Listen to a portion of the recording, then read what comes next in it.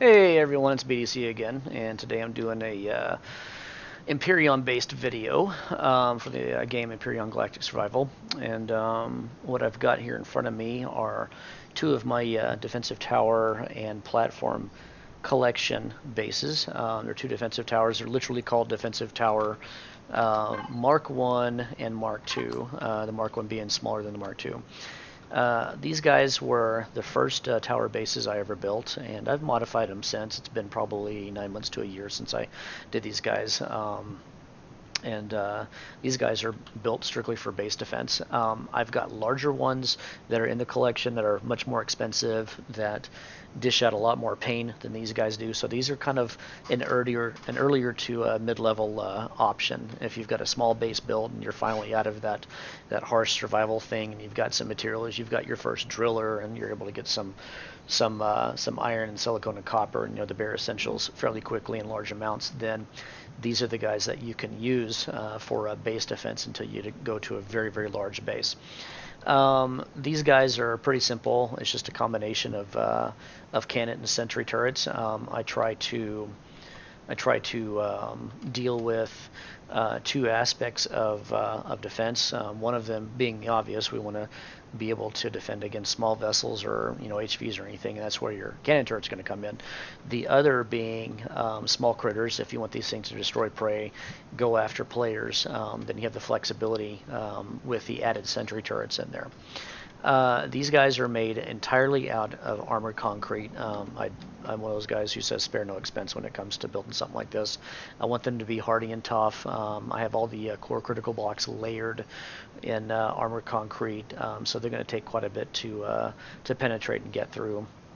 And these guys were also over-designed with solar in mind, so I want them to be able to take in a lot of power and store it, and be able to run forever. Basically, I want a good solar input versus the consumption when having all the turrets turned on. Speaking of which, you can go to the control panels on these things and you can disable banks of these guys at will if you like. So if you want to run just the cannons and you don't care about the sentry turrets, you can turn them off and you can save quite a bit of power that way. Another thing on here is I did update these things and I made them A9 compliant, so I shifted from the large ammo box over to the ammo controllers, and these guys can both hold quite a bit of stuff. I'm going to say maybe 8,000 on each. I need to go and look at this blueprint and make sure that those things aren't sitting in the inventory.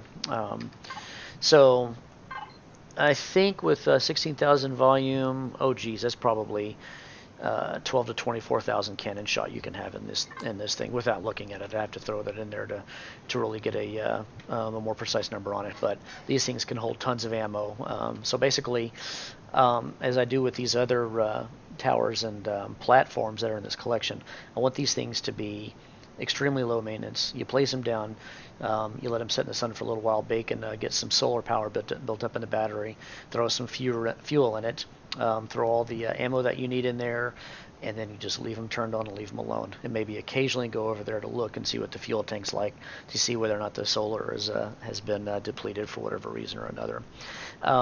These guys are not made to be early survival, although you can technically build them at level 5. But looking at the mats over here, if you really, really wanted to do it, I guess you could. You just have to sit there for forever on your survival tool, getting all the stone dust being the biggie. And then also, you'd have to go into the radiation zones, if you have them, on whatever starter planet you're on, to get that 6 cobalt ingot. And I believe you may need the small constructor or even a large constructor at that point to convert those down, although I could be mistaken about that. So while they're buildable at level 5, they're not meant to be an early survival type thing. They're meant to be something where you're a slight bit more established, but maybe not fully out there yet. Although having a few of these things, especially the Mark II, scattered around a mountainside or a bunker base or something would certainly suffice. It would certainly provide a lot of base defense. So anyways, I don't know if there's anything else left to mention other than I don't think I mentioned the wireless connector block. That's one thing I did for A9 compliance on these things. So makes it easier to transfer ammo that's constructed directly out of a cargo box to one of these guys, or into an HV and then into this thing, via the logistics menu. Anything else? I don't think there's anything else on here. So hope you guys enjoyed the video. I hope you find these things helpful and worthwhile. I build all these things not just for myself, but to help others in Empyrion, those people who aren't as keen and nerdy about building as me and some of the others are. I want this to be an easy solution for you guys that are looking for something that's painless defense. You don't have to sit there and construct it manually on a survival setup of your own. So hope you liked the video. And if you would, please hit the like and subscribe buttons. I'll be adding content all the time on Empyrion most days. We also do other games. Our group plays a lot of stuff. So we're a pretty active group, a pretty active channel, and all that. So thank you very much for watching the video, and hope you guys have a good day. See ya.